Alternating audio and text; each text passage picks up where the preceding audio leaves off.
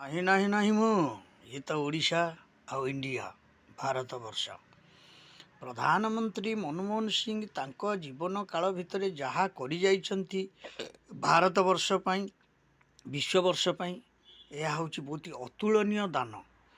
ତେଣୁ ତାଙ୍କୁ ମନେ ରଖିବା ପାଇଁ ପ୍ରତ୍ୟେକ ରାଜ୍ୟରେ, ଭାରତବର୍ଷର ପ୍ରତ୍ୟେକ ରାଜ୍ୟରେ ସରକାରୀ ସ୍ତରରେ ଗୋଟିଏ ଗୋଟିଏ ପ୍ରତିମୂର୍ତ୍ତି ସ୍ଥାପନା କରାଯାଉ।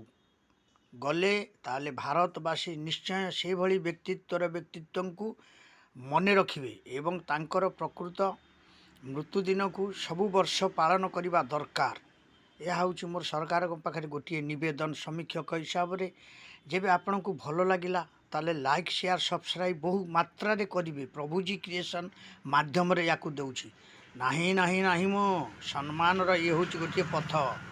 ଏ ଓଡ଼ିଶା ଆଉ ଇଣ୍ଡିଆ ୟାକୁ ମାନି ରଖିବେ।